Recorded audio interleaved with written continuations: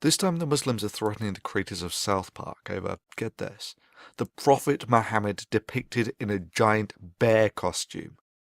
Sure, Southpark depicted Muhammad back in 2001 without incident.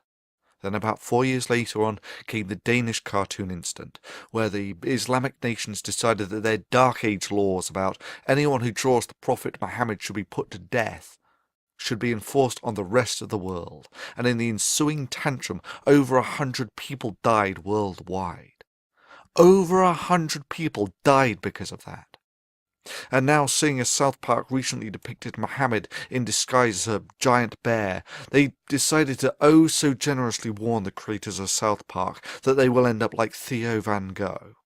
You know, the unarmed guy who was cycling to work before he was shot 8 times, then stabbed and then had his head cut off, simply because he made a film critical of Islam. Bravo on a prime example of why your religion has no place in the first world. You see, all that barbaric stuff in the Quran about cutting off arms, legs, tongues, heads and so on, Sharia law you call it. You know, all that stuff that you actually enforce in the Middle East about stonings and whatnot. There's similar stuff in the Bible, you know, utterly destroy those who don't buy into the religion and stone disobedient children and whatever. However, ultimately, after 1,500 years of acting very much as you do now, it was convinced in the Enlightenment that that really wasn't the way forwards. Mankind moved forward out of the age of religion and into the broad sunlit uplands of the age of reason and the first world, and it's never looked back since. I mean, let me make this absolutely clear. The computer that you're sitting in front of watching this video on is a symphony of the fruit of scientific naturalism. You want to live in the first world? You want to live in the age of reason and taste its sweetmeats? That's really not a problem. But like every other religion, you can check your Iron Age baggage at the door, or else go back to the Dark Ages and live in that time warp called the Middle East, where the only glimmers of lights that permeate that dark, dingy human backwater is what spills over from your enlightened neighbours who have not shackled their minds to ignorance. Your alternative is to fight.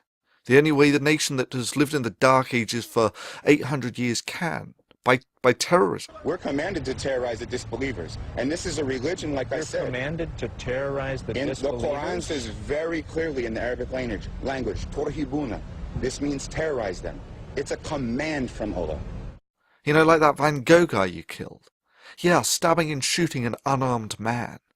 Yeah, that's a showcase of the virtues of Islam. Such divine-inspired courage.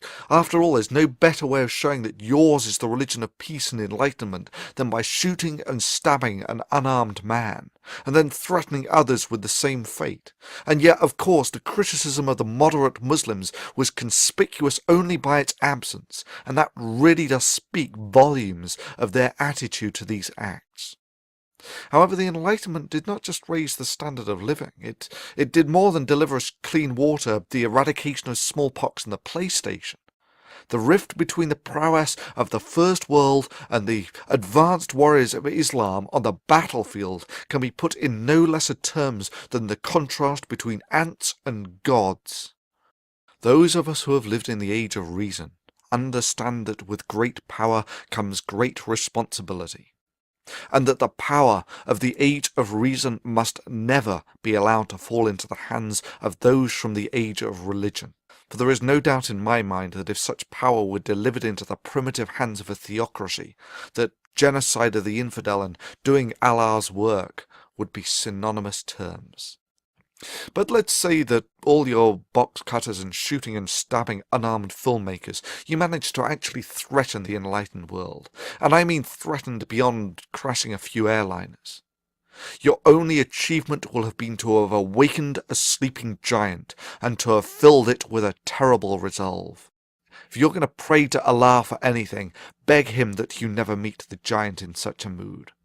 For your continued existence is entirely at the discretion and goodwill of the giant, and that it is all that stands between you being granted continued existence and you receiving yourself the self-same judgment that you would so zealously impose on the rest of the world if only you had the power.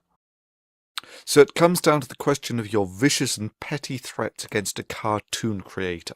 That is, your attempt to limit free speech through intimidation.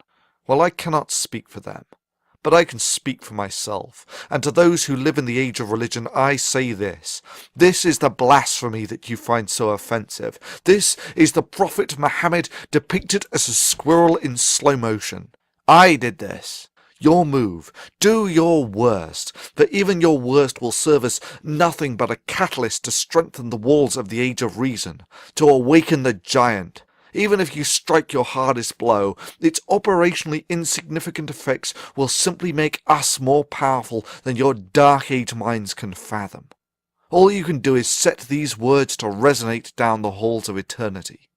You see, you cannot shoot words, you cannot behead an idea, and you cannot intimidate concepts, and if you try, the fulfillment of your worst threat will serve as nothing but an icon, written in the blood of the free, that you have no place in the first world.